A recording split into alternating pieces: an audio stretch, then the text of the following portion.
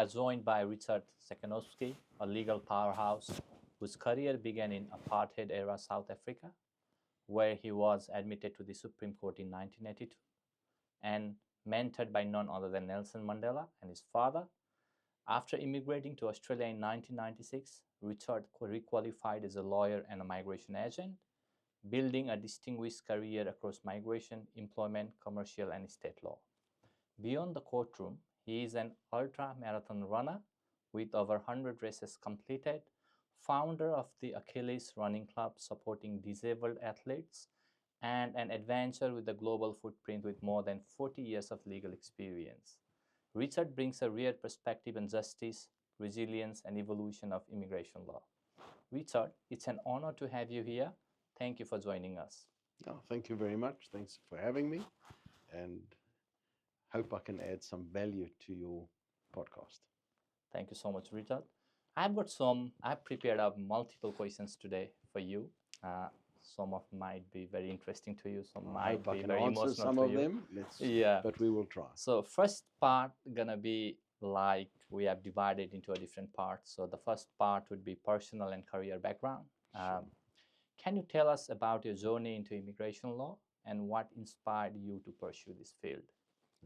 So I immigrated together with my family, young children, in January 1996, after having conducted my own practice in Johannesburg, South Africa, for 13 or 14 years, and immigrated here, where I had to go back to university and convert my degree from South African law to Australian law.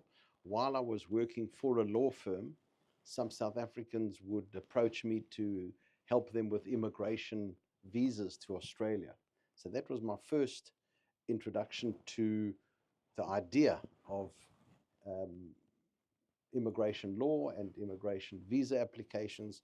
And so through some inquiries, in those days you had to do a course through Sydney, no, it was New South Wales University, and before long I passed the exams, and in 1990, end of 96, beginning of 97, became a registered migration agent because I wasn't yet a requalified lawyer, solicitor in Sydney. I was still going through the exams, and the rest is history, because from that day on, the best thing I ever could have done was the exams and started an immigration practice. So that's what got me into immigration from very soon after we emigrated ourselves to Australia.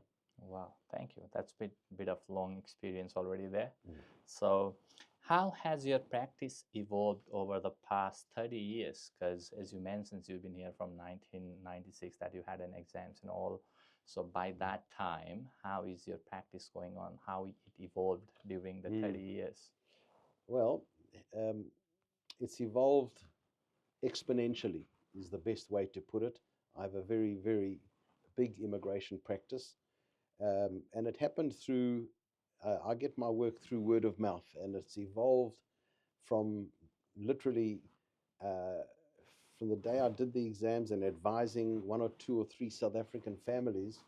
I was successfully able to get them their visas, and like everything else, if you do a good job and you do the right thing by clients, word starts spreading. And the best form of marketing that I've ever experienced, both back in South Africa and here, has been word of mouth. And it's grown into, I don't only do immigration law. Just like in South Africa, my practice there was pretty varied. I don't like doing one and only one area of law. The fact that immigration is a very large part of my practice today doesn't mean that I don't do commercial work and employment work and estate work, wills, enduring powers of attorney, enduring guardianships, estate cases, litigation, matrimonial law. So there's a variety of areas of law that my practice has grown into, that I have made it my business to learn and know the relevant laws relating to those different areas of law. And so it's grown tremendously. So, but a very large part of the practice is definitely immigration. That's great to know. And I wonder that we met a couple of months ago in a sauna, and you are also talking a bit about criminal law, so you do a bit of both, right? Criminal law, yeah. Just Yeah, finished a very big case now, yep, yeah. which ended quite successfully. But yeah, and criminal law as well. Yes, Yeah. yes. Thank you for that. And I understand you were friends with Nelson Mandela, and an incredible connection out there to be with Nelson Mandela. You have been catch up with him so many times in his days.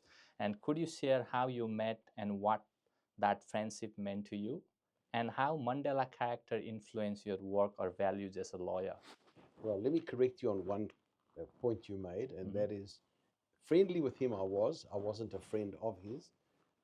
I used to live only 3 or 4 kilometers from his house in Johannesburg. And one day, by chance, while I was training for a marathon, I bumped into him, literally walking to the shops. I jumped out the car. My kids were with me. No, I wasn't training that day. Sorry, forgive me. That was a week later when I bumped him a second time.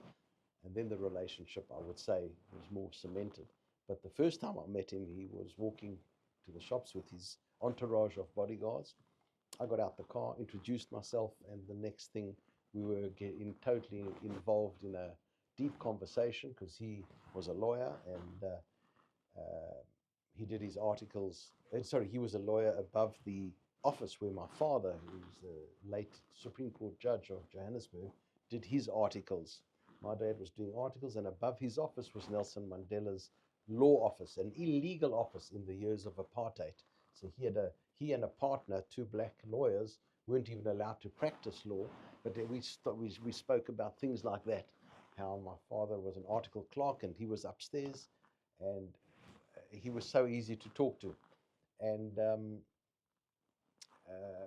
had some photographs with him and my children and my wife and so on.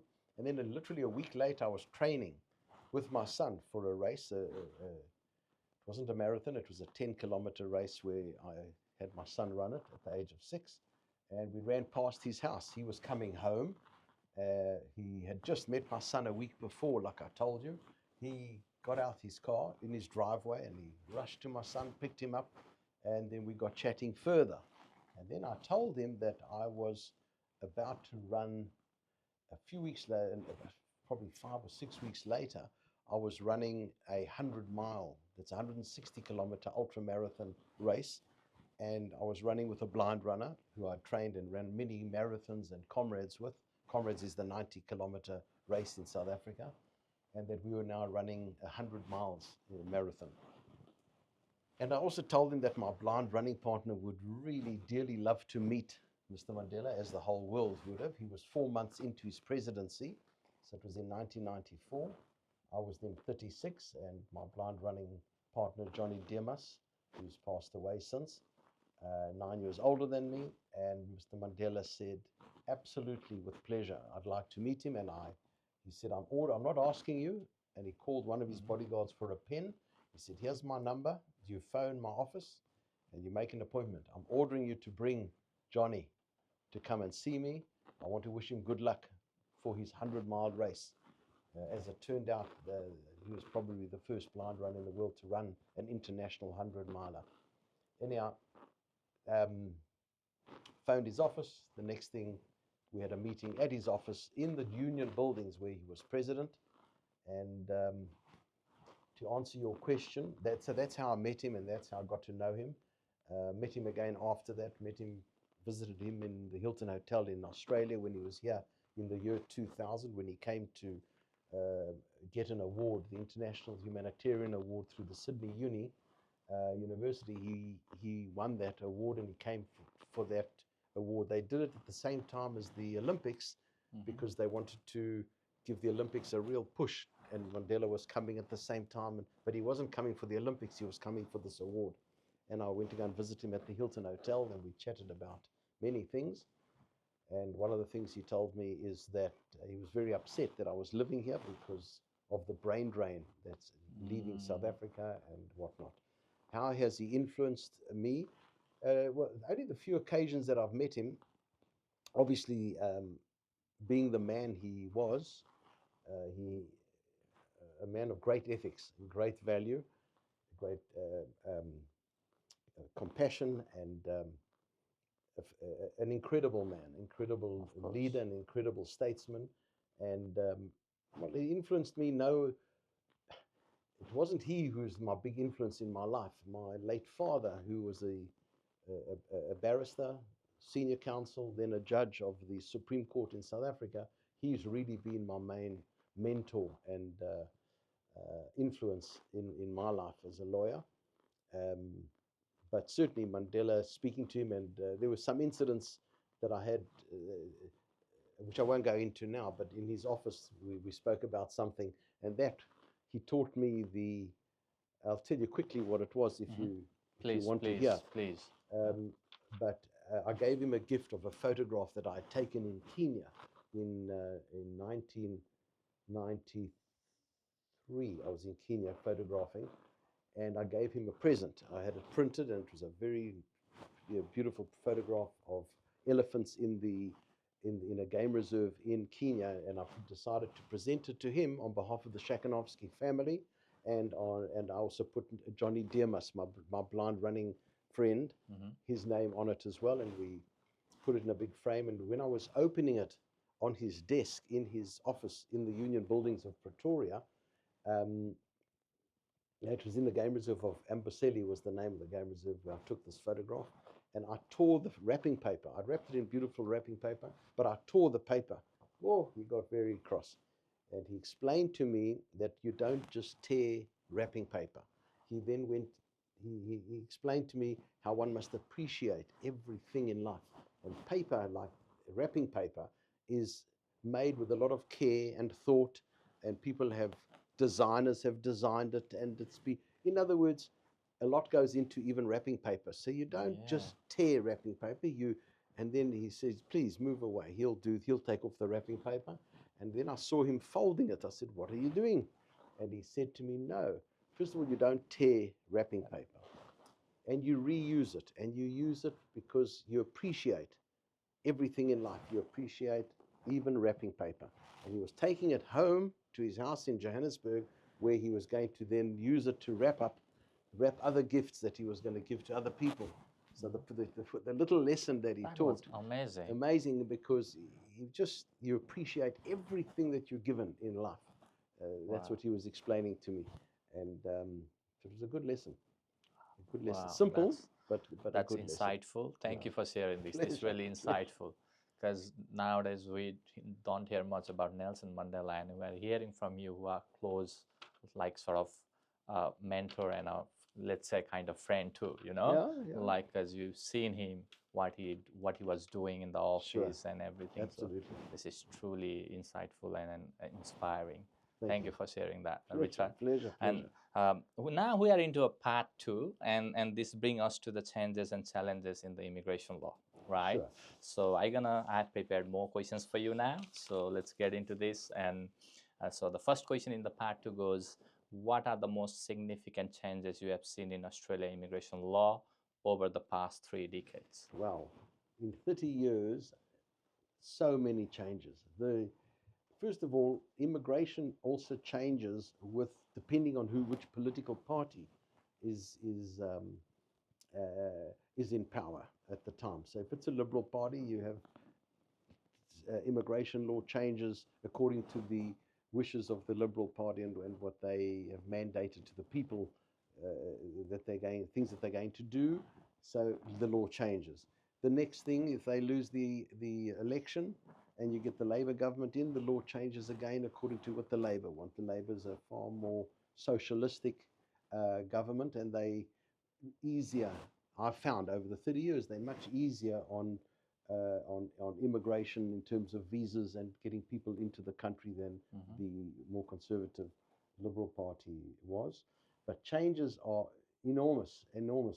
If over the 30 years, when I think of the different types of visas that existed then to what exists now, overall it's the same in concept. The visas for the skilled people, they want skilled people. So the changes, it's not so much, it's more the mechanical how to get the skilled person in. But overall, Australia wants skilled people. But things that I've really seen a change in is, or big changes, the introduction of English, for example, it wasn't a requirement in the earlier days. I don't recall that you had to pass an English exam. Then they introduced that. The points system have always, well, they fluctuated on skilled immigration. Points sometimes have been, you require more points, different categories, but by and large, roughly the same, except age came down. That was quite a thing. When the oldest you could be to get into Australia is now 45. Then in sponsored immigration, changes, man. The introduction of the SAF levy. Before they introduced a training fund where you had to use X percentage of the company's turnover, the sponsor's turnover, to pay the Department of Immigration to use towards training other Australians. Then they decided, I'm just giving you some fundamental changes that have taken place. I hope that's answering the question. But then they introduced the Skilling Australia Fund Levy, the SAF levy. So when you do a 482, the old 457 visa, the company's got to, instead of taking money from based on profit, because they used to take a percentage of, not profit, of your turnover, I mean, they've stopped that. They take a flat fee depending on the company's turnover, which is called a SAF levy, Skilling Australia Fund Levy, and then they use that supposedly towards other Australians who require training. But the companies now, as part of their nomination application for the 482, have to pay a certain amount of SAF levy. Otherwise, you can't lodge the nomination without that SAF levy. Also, what's significantly changed and has gone up and keeps going up is the TISMIT, the minimum salary payable to a 482, as I say, the old 457 visa. The 482 has got to be paid a minimum salary. I think today it's $76,525 odd dollars. But I remember when it was in the 30,000s, how it went up, and then it was 53,900, excluding superannuation, for many, many years. And with Labour having come in now, they increased the TISMIT to 73,000, and now from 1 July this year, it went up to that 76. Do you think that threshold is a bit higher at the moment, and that can bring some imbalances between the employee and employer? Well, what's your take on that? I'll tell you what I think the government was trying to do there is to ensure, it also relates to genuineness of the sponsorship. They want these sponsorships to be genuine, because unfortunately there's been a lot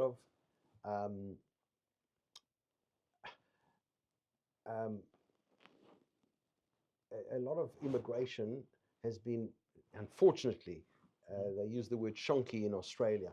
A lot of immigration is done by shonky applicants through shonky agents who just don't apply the law properly, and they don't. So it brings about a disgenuineness. So a lot of immigration is not genuine. And part of the genuineness is when they make it harder. One of the harder things that they've done is increased the salary that an employer has to pay. So if you're really genuine about wanting to sponsor somebody in a particular skill, in an occupation on the CSOL, on the core occupation skill list, well, then you must pay. You must pay an appropriate salary. So those that are not really in it for the genuineness of it, they say, no, they're not paying a minimum of $76,000 per annum. They'd rather not sponsor. So it's a way of culling or ensuring genuineness. They also want to bring the salaries in line with other salaries, the market-related salaries for that occupation. And they feel, the current Labour government, Immigration Department, feel that 76,000 mark is more in line with market-related salaries.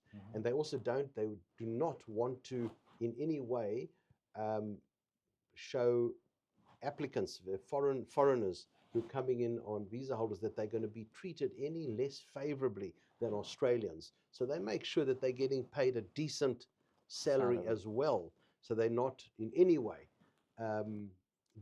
disfavored to the Australian in the same occupation. So there are a number of reasons I've given you why that change, for example, came about. That's really good thing about Australia, keeping everyone equal and giving That's that it. Australian values to the employee, whoever had Absolutely, come from. absolutely. There's a lot in favor of that, but it Yes, certainly knocked out the sponsors who say that's too much, this is costing too much, I've got to pay.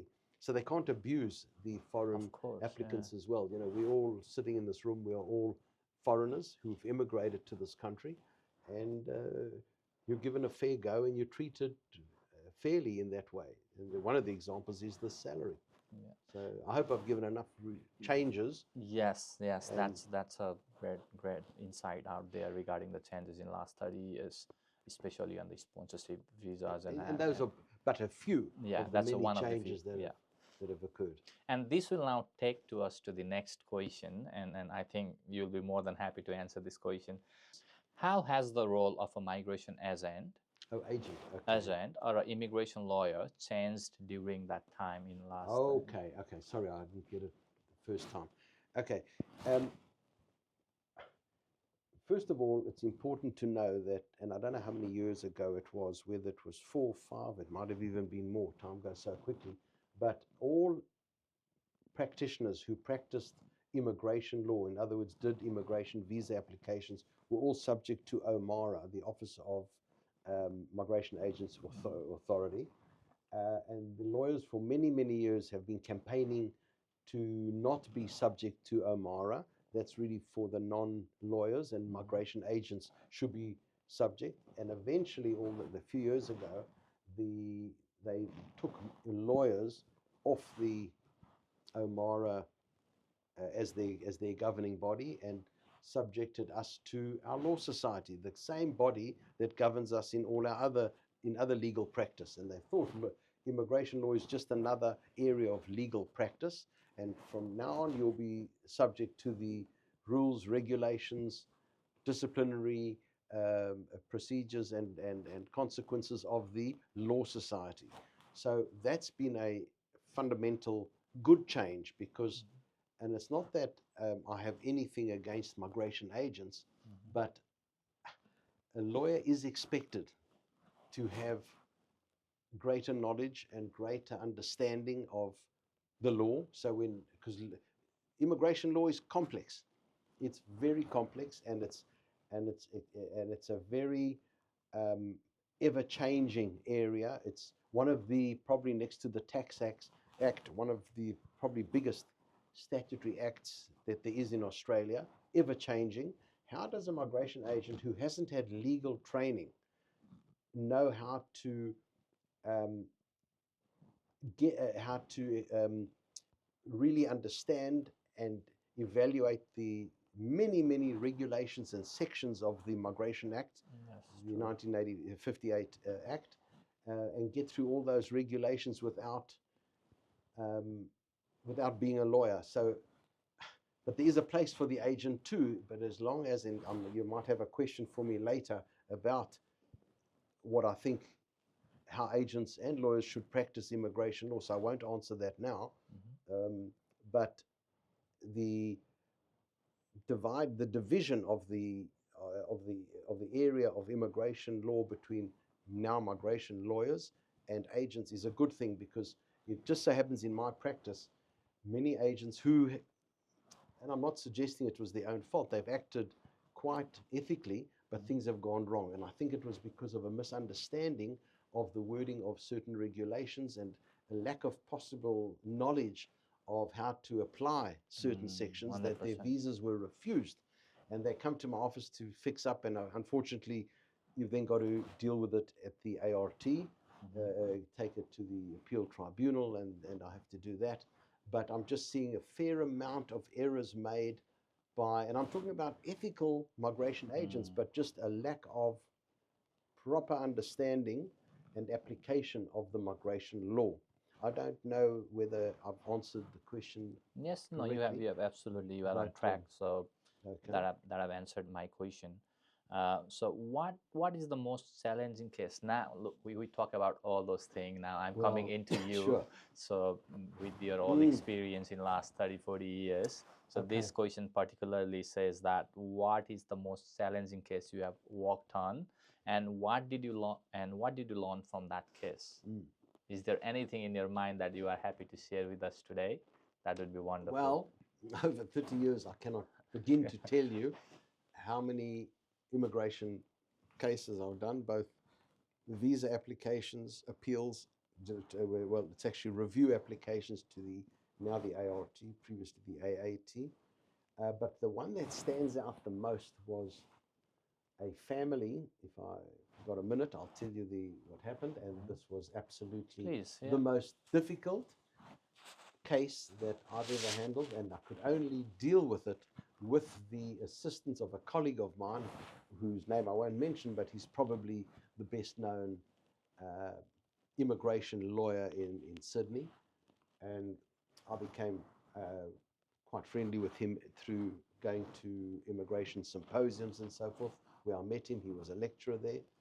Anyhow, this was the case that I had to phone him about. I had no idea how to help my clients. My client was a member of a family who had married into a Filipino family. His wife came here as a young child with her brother and her parents on visitor visas from Philippines. On a visitor visa, the 3 months ended and they were supposed to go back to the Philippines. In those days, it was many years ago, but the law was that if children under 18 were here for 10 years, they acquired permanent residence. They didn't have to return. But their parents overstayed. So they became unlawful non-citizens. So their 3 months of their multiple entry visa expired. They stayed on. And now they were unlawful, the parents. So were the children. But they stayed 10 years unlawfully. And after the 10 years that they were unlawful, their children became permanent residents, because that was the law then. If you resided here as a child for 10 years, you became an Australian permanent resident. The neighbor of these people had a fight with them and knew that they were unlawful, the parents, and dobbed them to the Department of Home Affairs. Of course, they investigate every complaint or every dobbing they look into, and of course they were unlawful. And they left their children here lawfully, because by then they were Australian permanent residents. But the parents went back to the Philippines. They were deported. They were put into detention center and deported. Within 2 months of being back in their home country, they changed their names to false names, false passports, and returned here by boat. So they didn't cross any borders. They got out of one of the boats and came back to Australia now as different names, totally unlawful. Okay? And for another 16 years, they remained. So 26 years they had spent unlawfully in Australia. Okay? But this was the catch. This is the problem. My client came to see me. My client was an Australian person, I told you, who had married into this family, into one of those children, the daughter who had become an Australian. What was the problem?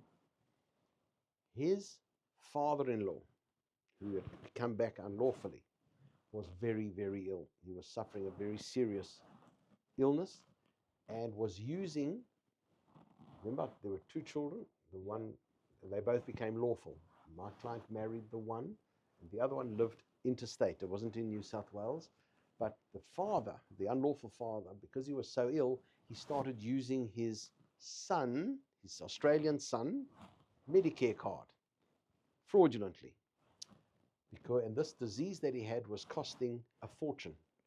He could never afford to stay alive if he didn't have the benefit of Medicare. So he was going into the public hospital and he was having his treatment, which cost a fortune, but that kept him alive.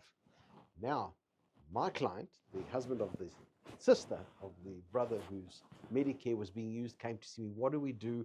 He's going to get caught because he's using up so much money on my brother-in-law's Medicare card, they're going to catch him. And then he's in for fraud. What do I do? So what do you do as a migration agent or as a lawyer? in my case. How do you help this guy? I didn't have a clue what to do with him, so I phoned my colleague. He said, this is a very special type of case. You've got to determine whether the unlawful non-citizen has ties to Australia, to the benefit of Australians. How will Australians be affected if that visa was refused, if he couldn't get a new visa and he was deported? How would an Australian be affected? This is what my colleague is telling me. I said, well, very much. He's got grandchildren now. His own children became Australian permanent residents 16 years ago. He's got an enormously close bond to his grandchildren, of both his children remember I told you they left the two children here and they became permanent residents. They since married. The one married my client, and they've got children of their own. So those are all Australians. So they'll be very seriously affected, under compelling and compassionate grounds. He said, well, then you've got to get this case to the minister. You've got to access the minister. How do you access? I didn't know any of this. How do you access the minister? No, you put in a bogus visa application, because you've got to access the minister. You've got to get to the ART or the AAT, the tribunal, and be refused. Only after you've been refused at the tribunal can you apply to access the minister on compassionate and compelling grounds, because there they've got a discretion to overrule all the laws and give the visa. How do I get him to the minister? Well, you first got to be refused a visa. He said, take the cheapest visa where there's no filing fee that they have to pay, and go off to the department. Don't take your client with you, they'll arrest them and take them to the detention center. So don't leave them in a restaurant somewhere waiting for you. You go in. Because in those days, it wasn't like now, everything's online. You used to go to the department. Everything was paper lodged. You used to do it over the counter. So you should take all those by the way, that's another, to answer your previous question, have there been changes? We used to do everything by going into the department, paper lodging. You do the 1066 form for a 457. You everything, fill it out. You physically yeah, to the department. yeah, and you waited in the queue. You took a number and you sat waiting, and then they called you up and you'd go and hand your application in. So I was at the department handing this application, no filing fee. The application made no sense. It was not applicable at all. Then he said, that's fine. But in your submissions, you've got to state what you're doing and why you're doing it, that you're putting in a false application for the purpose of being refused, so that you can get to the AAT, so that you can get refused there too. That they confirm the refusal. Once they've confirmed the refusal, only then, on specific grounds, can you access the minister. So I had to get to that stage. It's all Step by step. But if you don't know, if somebody doesn't teach you how to do this, you're not going to find this in the books. You're not going to find this in PAMs. You're not going to find this in the Act. This is through absolute knowledge and practice and competence. So there we went. There I went. Got refused within a few weeks. Not an invalid application, refused. Okay, they refused it, which is what I needed, because you can't go to the tribunal until you've got a refusal. Off I went to the tribunal. In the meantime, this poor man who was using his son's credit card was getting sicker and sicker and sicker. You got a long wait till the tribunal. He passes away. So it leaves now just the mother. He passed away from the. So the only one applicant, one correct. So at the tribunal, she got refused. Now, memory, I might be wrong in terms of memory, whether he'd passed away after we finished at the AAT, but certainly before the minister, because when you access the minister himself looks at the application. It's got to be on his desk. So it goes through there's a procedure it goes through in order to get to the minister. So, but I know, but by the time the minister looked at it, he had passed away. So the fraud and the use of the Medicare card never became an issue. It was never ever an issue. And he then looked at it and looked at the enormous close bond between the unlawful. By the time it got to the minister, she would have been unlawful for close to 26, 30 years. and he grants her permanent residence. Okay, because the effect of not granting her residence, how would it have affected Australian people, Australian family, her children, her grandchildren? She was granted permanent residence. He had passed away, and if you ask me, the single most rewarding or challenging beyond, because I needed but ever since then, I'd become then a guy who knew how to deal with unlawful non-citizens. Wow. I think this, you have answered actually the following question I was going to ask, and that was about the current migration system. And how does the system strike the right balance between enforcement and a compassion? So when you go to the back, yeah, the case, and there is a compassionate reason with the. If you've got the right minister in power, okay, because that's where the buck stops. If you can get past the appeal, you can't get past an appeal. You've got to go through what I call the entrance hall. You've still got to persuade a department that you have got grounds. They don't just put it on the minister's desk, but that's where the compassion comes in this country, in this beautiful country, and that is if you've got the right minister and you can get to the minister, then under compelling and compassionate grounds, they've got to be they're very strict grounds to get your paperwork on the minister's desk. But that's where you've still got somebody who, and I repeat, depending on who it is, the person who's sitting, but there's the compassion. And as long as they're looking at the right reasons and the right grounds, then they give that person, no matter, notwithstanding that you've been unlawful for many years, they bypass all of that, still give you permanent residence if the circumstances warrant it. So there's compassion. This case is great. This is one of the exemplary cases that I've ever heard. And it took me a while before I got to the right colleague, because I asked around. They said, "Have you spoken to so and so?" I said, "No." So, that's your man. If anybody's had the experience, no colleague of mine could help me. How do you deal with a 26-year unlawful non-citizen? That can take normally, when you come in skilled independent, a year to 18 months. This was done in 4 months. Now the question is, that citizenship can take another 12 months plus. Mm-hmm. So the idea is to get him. We're now rushing. We chasing time. We're fighting against time because he's got to be a citizen by the time the Olympics. So you get all the relevant letters from Swimming Australia and whatever immigration needs to prove he is the champion of the world within the top 3 of that class of backstroke swimmer. And we got him in time for him to get into the to participate in the Australian World Championship swimming. So that was, to answer your question, that was a very challenging and proudest. But it's amazing how Australia, they do that kind of thing. Yeah, you mentioned that it's a global talent visa, right? So Australia is still doing the global talent, means one of the most talented people. Yeah, it was. It's come off now, and they've changed it to the National Innovative Visa. And why have they changed it? Because it's not now limited to entertainment like rock stars or swimmers, sportsmen.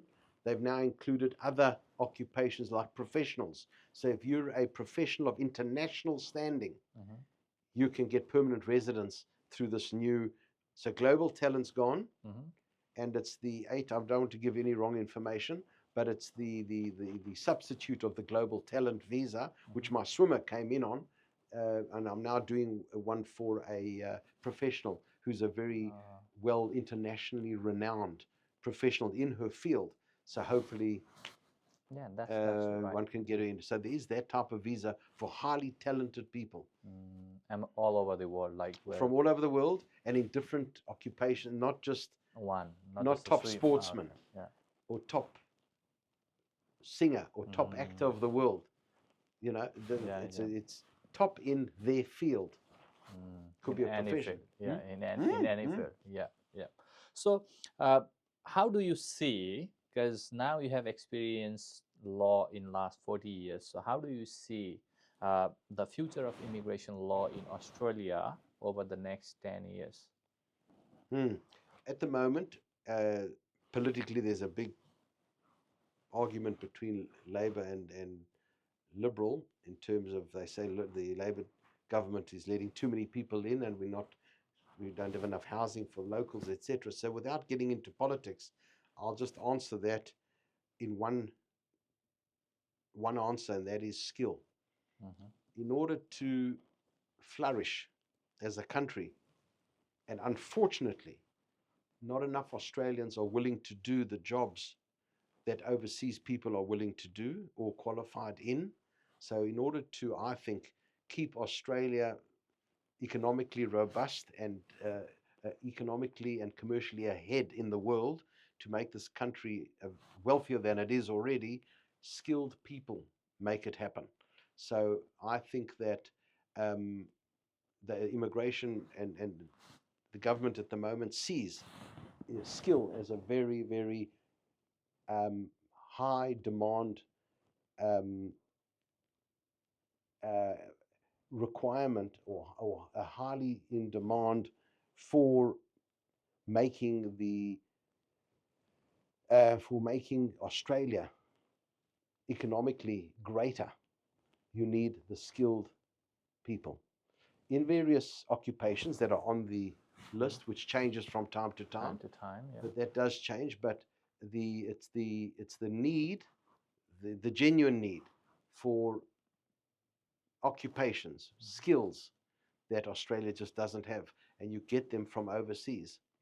I'll never forget, in the Hilton Hotel, one of the things I might have mentioned earlier that Nelson Mandela himself told me, he was upset that I'd left South Africa, and his complaint was South Africa is undergoing, this was in 2000, he told me, that South Africa, it's not good. He said, me seeing you here is not good, because South Africa is suffering a huge brain drain. So brains of any country are necessary. The skills, the knowledge, all of that. And when they leave the country, they impoverish the country, and the country to which those people go to, immigrate to, are the richer for it.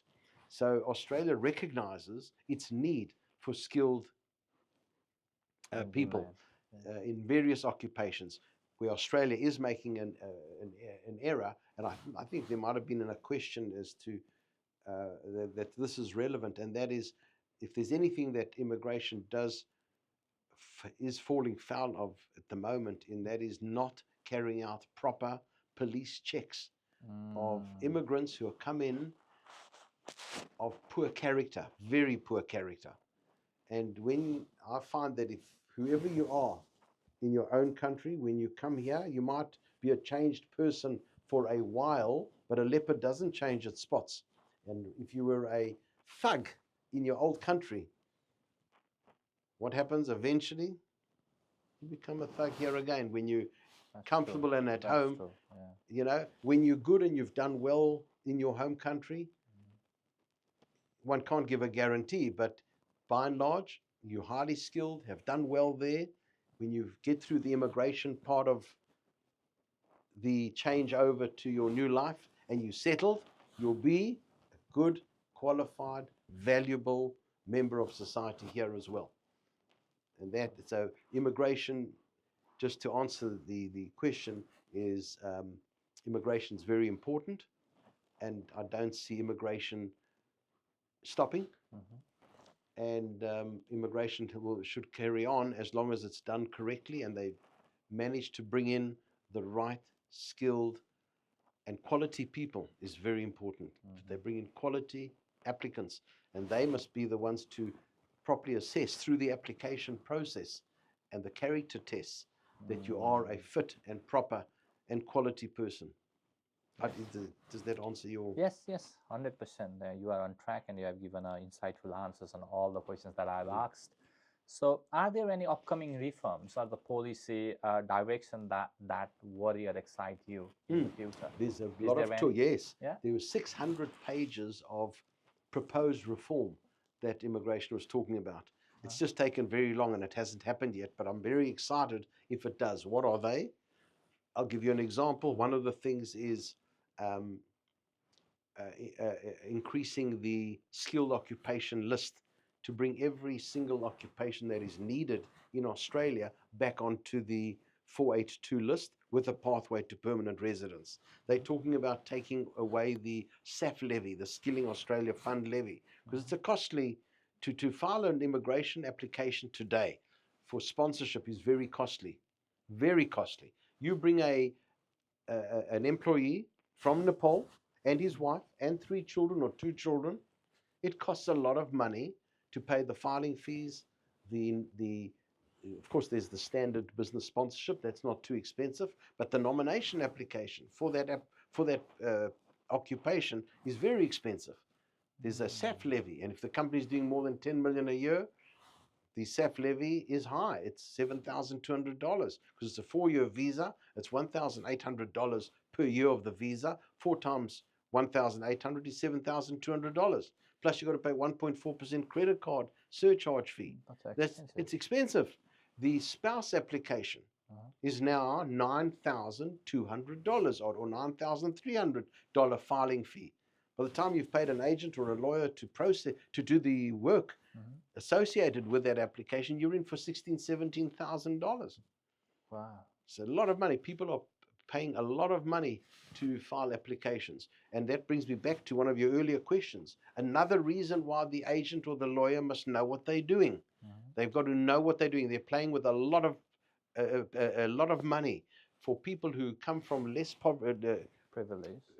privileged and more impoverished countries, where the Australian dollar is a hell of a lot of money in their home currency. Nepalese, South African currency, Asia, Middle East. You're talking about a lot of money. Know what you're doing. Use clients' money correctly, properly, ethically. Do the right thing. Put the right application in. 100%, 100%. And this will bring to our last question, but of course I do have few more in the end. So what legacy do you hope to leave in the migration law community? A lot what I've spoken about, and that is anybody who's been working for me over the years. I've trained many young law clerks to become lawyers, and they've of course gone on their own once they've qualified. The thing that I'd like to have left them and the legacy I'd like to leave is what I've been speaking about throughout this interview, and that is about being knowledgeable, honest, integrity, know when you don't know. Let clients leave your office and feeling so comfortable, so comfortable. When I read some of the Google testimonials that clients, I didn't even know. I go into Google and I see the reviews that they've left. And those reviews weren't in any way instigated by me, but I can see what people genuinely feel. And that's the legacy I want to leave. Those reviews tell it all. And they tell of their personal experience and their wonderful experience, whether I can advise the client to go ahead with it or not. There's situations where I've advised the client, I'm so sorry, I cannot work out a pathway for you in these circumstances for whatever reason. Even that, they must feel, you know what, I paid a consultation fee, but I got a solid answer. The legacy I want to leave is that integrity and that feeling of, because I find immigration law very rewarding, provided you're dealing with the right people.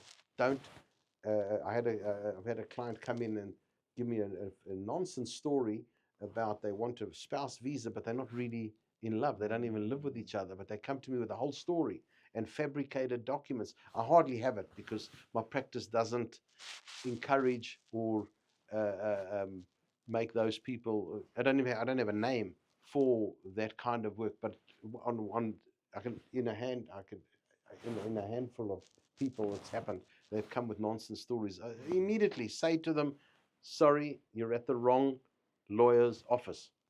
I do not make up stories. I do not tell untruths. If I know that what you're telling me is untrue, I can't act for you. Unless you're prepared to tell the truth and it helps you get a visa on the truth, I can help you. But sorry, so I've had that situation. So the legacy I want to leave is honesty, man, integrity. Yeah. That's great. So wow, this And session. you know what? Your name, Uh-huh. it grows for you. When you do right by somebody, your marketing mouthpiece is just out there talking, talking, Of talking. course. Because from that person you get two others. Then you do Mm, the same good job, and you have the client feeling wonderful for what you're doing for them. You don't have to worry. I don't mm, have to worry about where my next client's coming from because I've got all these spokesmen out there. yeah, 29 years in Australia's worth of people talking good things. And from people talking good things, in comes the work. I don't pay Google for clicks and I don't pay any marketing. Yes, we now do a little bit of social media. We put up mm, things and art, okay, because that's a sign of the times, but I don't do it to get work. It doesn't get me work. Work comes from word of mouth, from of doing course. good, honest work. For the last 30 years that you have been That's the providing best to people. legacy I can leave Mhm. and do good work. You'll have a good name. Reputation, you can't buy reputation. Mhm. So yeah, so just I would like to know, as a young lawyer entering into the field. Sorry, I know we No, don't have that's much okay. time, but so you have worked with number of clients, and sometimes the client just they portray the emotional aspect of them, like they tell the story, and how do you keep hold of it, like you are not emotionally carried away by those kind of stories. So how you make your stand or not to be Okay. like A good surgeon, a uh, surgeon uh-huh, who's opening up a patient on the table, does he feel emotion or does he feel he can't do this because of what he's doing to the person's body? No, that's a patient, and he's best when he is treating that person without emotion, but as a good doctor, as a good surgeon. A lawyer, we come across horrific cases, mhm, horrific facts, horrific. The moment you start having emotion, yes, have emotion, of course, yeah. have the right emotion, but the moment emotion clouds your advice or clouds your way in which you're going to handle or advise the client, you shouldn't be his lawyer. So you keep emotion aside, work with the law and the facts. That's it. I've had some terrible cases over the last 45 years. And people say to me, well, how did you act for that person? Look what he did. Everybody has a right Mhm, to the law.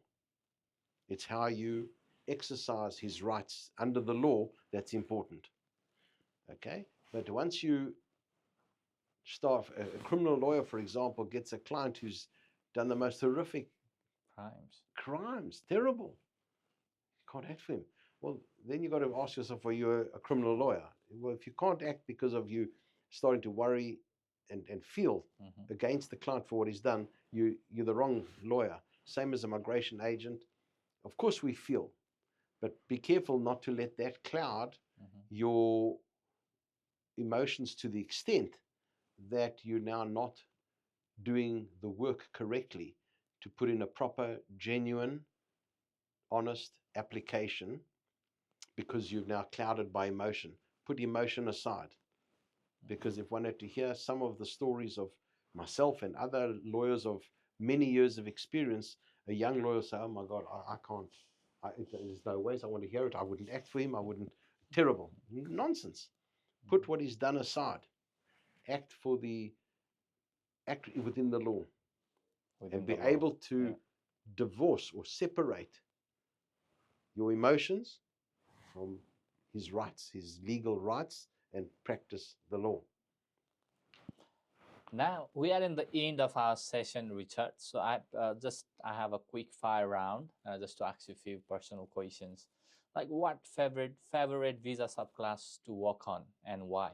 Do you have any subclass that you particularly love to work Well, the on? rarer ones are this global talent type visa Uh-huh. is a good challenging visa because you're working with highly distinguished, talented Talent. people in whatever field. So those are very enjoyable. Mm. Um, any visa that brings about a very important, meaningful outcome for the client. In other words, client comes from a country where um, more impoverished, less chances in life, and you're able to get them permanent residence, whether it's through skilled migration on the point scheme, or they come to you with a sponsor and you're able to take them through the 482, through to the 186 ENS direct or transitional pathway. I enjoy it because you're working towards what they want. They've come to see you. They'd like, at the end of the day, permanent residence. So working out the correct pathway and following that pathway. Even partner visas. But don't come to me with a disingenuous partner visa. It must be genuine. Sometimes they're challenging because they don't have all the evidence. Also good visas. The employer sponsorship visas, the 482s. Love working with them. The 186s, particularly the challenging ones. Just to, if I may, give you one example. A client came to me and said, there's no migration agent who will take this on because he was a cook, and cook's not on the list in those days. It's now back on the list, but it wasn't on the list. He's been here many, many years, and he just cannot get, he got a skill assessment as a cook, and he can't get to the pathway of chef. He wants to be a chef so he can get permanent residence. I said, don't worry. We'll use the experience as a cook, as long as we can show that he also did the work of a chef. And let's use that and tell immigration that a lot of that work he did was as a chef. I said, but hang on, the other agents and lawyers even, they'd gone to lawyers who wouldn't do it. I said, no, do it. That was one of the most rewarding cases because others wouldn't take it on. And immigration saw through it all that his 9 years or whatever he had been here, always cook, cook, cook. But he had actually done, because the work of a chef from a cook is got to do with the menus, the establishment and drafting of menus, and they accepted it, and he got his permanent residence. That was one of the most rewarding visas I ever did because of the amount of lawyers or migration agents who had turned this client down. They said, you can't, you're skill assessed as a cook. Don't start telling immigration you're now a chef and you don't have a skill assessment from TRA as a chef. So I used his work experience and convinced immigration that he's still a chef. And today he's a citizen, by the way. So he's been right through the whole. And that was another beautiful story I read on Google that they had put up. I was so pleased to see because, and I think she mentioned his wife mentioned they'd gone to so many lawyers and no one was. They were all too scared to take it on. So don't be fearful, don't be scared, but work within the law. And that, in answer to one of your questions, one of the most rewarding cases was that one as well. Yes, yes. And best coffee spot near your office? I don't know what it's called, but it's in Clarence Street. It's something like Erasmus. Erasmus. I think that's the shop. Yeah. Okay. And one word to describe your 30 years of journey in immigration law? Rewarding. Rewarding. Yes, I would have expected that. Yes. And just last one question. One law or policy that you love to change instantly? Character. In other words, the character testing. The government must ensure that people who are let into Australia are character checked thoroughly. If a person was a terrorist overseas, don't let that terrorist into Australia. They must find every possible way through police checks and the rest to make sure that the person coming in is of quality, is a quality person, quality human being. Because when you start letting the riffraff from overseas come in here, not good for Australia. Not good for Australia. So that's something that I'd like to see. Thorough character checks. Characters vital, and of course that the application's genuine. If the person says he's a chemical engineer from a certain university, make sure you get all the correct paperwork to prove that he is, because people come in under false pretenses. They do terrible things to get in. So the immigration must have systems in place to ensure the genuineness of the quality of the person who is coming into Australia. That had bring to us toward the end, and Thank you, Richard. We are pleased to have you. Vine Voices team is pleased to have you here. Pleasure. And definitely we'll meet you sometime in your best coffee spot. Yeah? Or in the sauna. Yeah, or in the sauna. Thank you so much, Richard. Pleasure. Yeah. Pleasure. Thank you.